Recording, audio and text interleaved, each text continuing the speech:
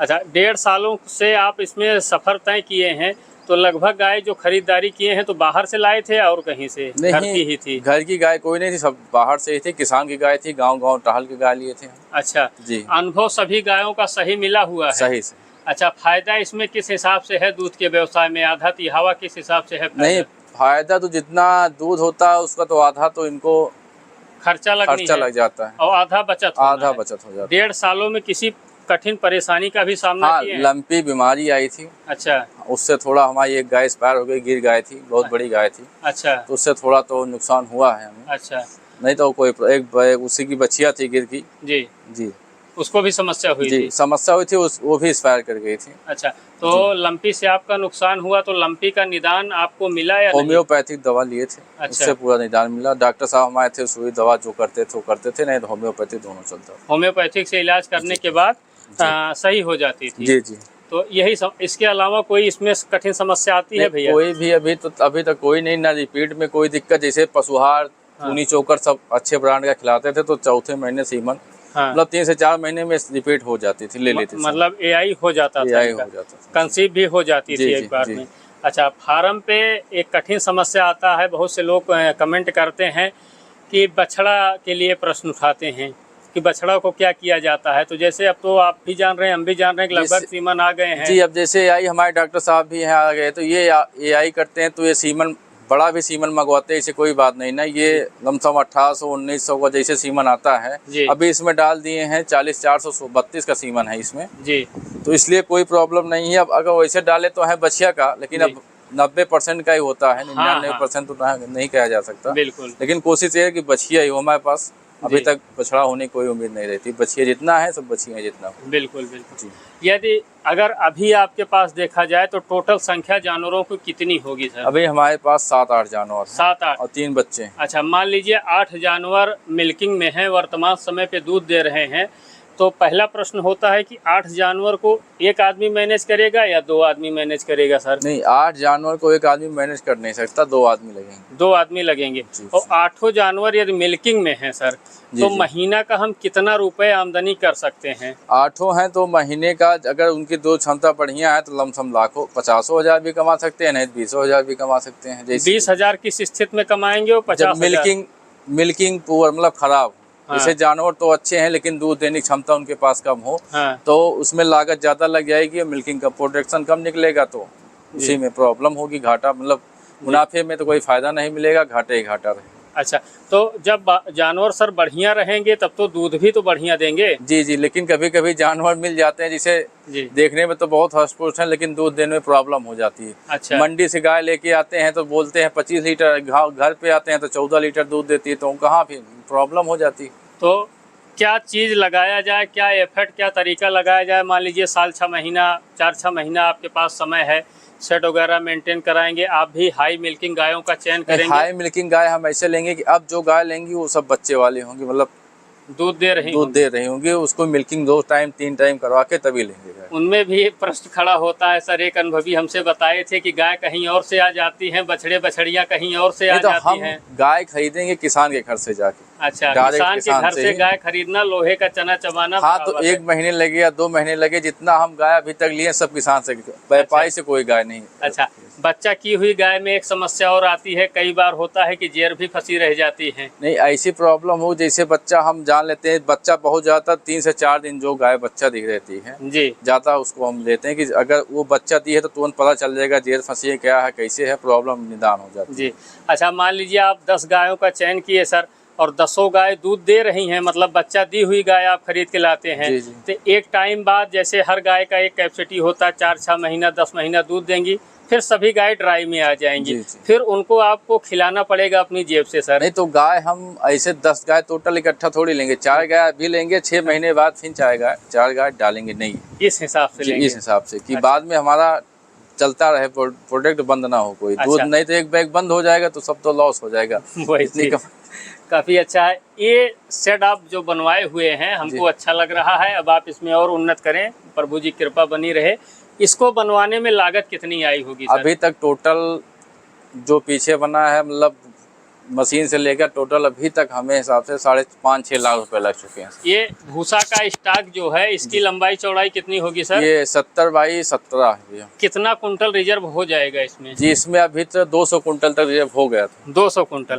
200 quintal भूसा कितने जानवरों के लिए, कितने महीने के लिए पर्याप्त होता है? अभी तो हमारे पास 14 जानवर हैं, उसमें से 150 कुंटल तो भूसा खत्म हो चुका है। अच्छा। 5-6 महीने तो 50 कुंटल बचा है। जी जी। तो 14 जानवर के पीछे आपके हिसाब से कम 400 कुंटल भूसा होना चाहिए। कम से कम, अगर चरी नहीं है तो। चरी अभी हमारे पास 4 बीघे चरी भी है। अच्छा जी। और थोड़ा शेड, ये जो शेड बनाए हैं इसमें कितनी गायों की कैपेसिटी होगी सर? इसमें 18 गाय कैपेसिटी। 18 गाय इसमें आ जाएंगी। जी। इतने एरिया में जो शेड बना हुआ है इसकी लंबाई चौड़ाई 28 बाई 40 है। 28 बाई 40, यानी कि 28 फुट 40 फुट लंबा, 28 फुट चौड़ा। जी जी। अच्छा। कितनी लागत आ गई होगी सर? इसमें सर लग गए लमसम 1.5 लाख रुपए। 1.5 लाख रुपए। अच्छा, ये जो चरही बनाए हुए हैं जमीन से, और इसकी ऊंचाई कितनी होगी सर? लमसम ये 2.5 फीट ऊंची है ये वाली, और 3 फीट। 3 फुट उसको क्यों किए हैं सर? इसको वो थोड़ा ये ऊंचा हो गया था। अच्छा। वो अभी मिट्टी नहीं ना, अभी बन नहीं पाया, उधर तो फर्श बनी नहीं ना। अच्छा, फर्श की वजह से ऊंचाई बना रहा है। इसलिए अब थोड़ा इसको सब हटा के तो नया सिस्टम डालेंगे। जी हाँ, नया प्रोडक्ट लगाएंगे, जैसे पानी वानी का जो प्रॉब्लम होता है टंकी का भी। जी जी। कि पानी गाय को पीने के लिए ऑटोमेटिक लगेगा सब। अच्छा। तो वो अपने जितना वो पीना चाहेंगे उतना पानी निकले उनके लिए, उतना ही पिए। जैसे बड़े भैया पवन दुबे जी किए हैं। जी जी। कि मुंह लगाए जानवर तो जितनी हाँ, तो कटोरा लग जाता, जो नया सिस्टम आया है उतना ही पानी मिल जाएगा। तो ये सब चरही और रही सब खत्म हो जाएंगी? जी, नया सिस्टम सब, पूरा नया सिस्टम लगेगा। कितनी लागत अंदाजन लगाएंगे सेट? लमसम इसमें लग जाएगी 9-10 लाख रुपए तो लग जाएंगे। 9-10 लाख रुपए। इतना बड़ा निवेश डेयरी में करना आपके हिसाब से सही है सर? हाँ सही। कितना समय में 10 लाख कवर भी कर सकते हैं सर? जैसे आप मिल जाए, पशु मिल जाए, जैसे दूध निकलने लगे, जितना प्रोडक्ट निकले उस हिसाब से। जी। 2 साल भी लग सकता है, 10 साल भी लग सकता है। जी जी। न कहें तो नहीं निकल सकता है। बिल्कुल जी। संतुलित फीड आधार है पशुओं का। जी। तो संतुलित फीड में आप क्या क्या प्रयोग करते हैं सर? जी, हम दयाल का पशुआहार देते हैं 8,000 गोल्ड। साथियों बताते चलें, भैया जो खिला रहे हैं वो बता रहे हैं, हम किसी कंपनी का प्रचार नहीं कर रहे हैं, सिर्फ तो जानकारी दयाल का पहले देते थे टिवाना में यूरिया की मात्रा ज्यादा थी, दूध का तो मात्रा बढ़ जाता था, लेकिन गाय मतलब जैसे अब रिपीट हो जाती थी। तीसरे महीने अगर सीमन लेना था तो वो सीमन लेने में प्रॉब्लम हो जाती थी। उसके बाद हमने बहुत सा ज्ञान धारा खा, लेकिन जब से दयाल खिलाएं तब से शरीर भी हष्ट है और गाय रिपीट नहीं होती, 4 महीने सीमन ले लेती है। तो वही सिर्फ पशुआहार ही देते हैं? उसके साथ चूनी देते हैं। चूनी की मात्रा कितनी रहती होगी सर? जैसे दूध देते हैं उस हिसाब से, जैसे 8 लीटर दूध है तो 4 किलो दाना हमको इनको देना है। 4 किलो दाना में क्या क्या चीज मिश्रण रहता है? चूनी, चोकर, पशुआहार, नमक जी, खरी जी, मीठा सोडा जी, मिनरल मिक्सचर। अच्छा, ये सब मिक्स है। थोड़ा मात्रा भी बता देंगे सर? जैसे सुबह 2 किलो, मतलब सब मिला के टोटल हम मिलवा देते हैं, मिक्स करवा लेते हैं। नहीं, वही मिलाने वाला ही बताइए, किसी उसी में कई लोग फंस जाते हैं और परेशान हो जाते हैं। जैसे हम 1 कुंटल में 20 किलो खरी मिलवा देते हैं। अच्छा। उस 5 किलो नमक, जैसे हमारा सिस्टम बन जाए 2 किलो, 4 किलो, 5 किलो जी, 2 किलो मीठा सोडा जी, उसके बाद मिनरल मिक्सचर उसमें 2 किलो 3 किलो मिलवा देते हैं। अच्छा। और पशुआहार अलग रखते हैं, जिससे उसके हिसाब से कैपेसिटी रहती है, उसे पशुआहार देते हैं। बिल्कुल जी। चलिए, काफ़ी अच्छा है। तो कहने का तात्पर्य ये है कि व्यवसाय यह सही है। जैसे बहुत सारे साथी कहते हैं कि गाय के साथ भैंस भी रखा जाए तो दूध की क्वालिटी भी मेंटेन रहती है, और भैंस का लोहा मानते हैं लोग। तो आपके हिसाब से आपकी क्या राय है? भैंस भी आप रखेंगे? भैंस रखेंगे, 2-4 गाय रहेंगी, 1 भैंस रहेगी उस समय जब हम चालू करेंगे। अच्छा। उसके बाद जब 4 महीने बाद फिर डालेंगे तो 4 गाय 1 भैंस ही डालेंगे।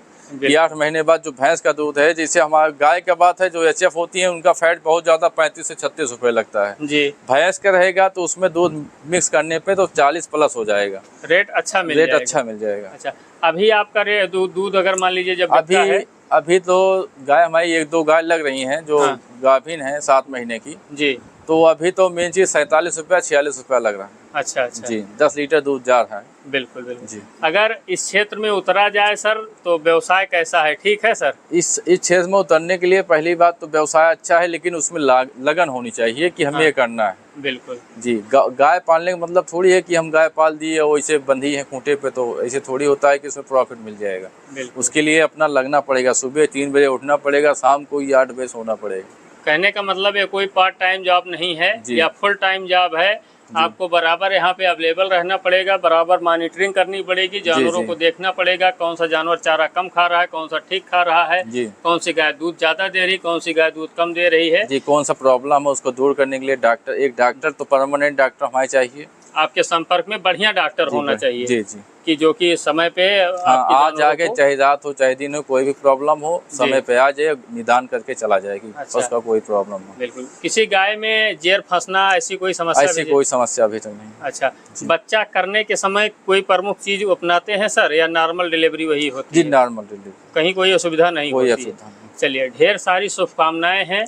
आपकी गाय मान लीजिए बिक्री कर रहे हैं, बेचें, उसके बाद पुनः आप बढ़िया बढ़िया गायों का चयन करें, अच्छी शुरुआत करें। आप सबका आशीर्वाद रहेगा। जल्दी ही 27 में फिर से नया वीडियो बिल्कुल नई शुरुआत के साथ बनाएंगे। बिल्कुल। बाबा विश्वनाथ जी की कृपा आपके फार्म पे बनी रहे, आप उन्नत करें, यही शुभकामना है।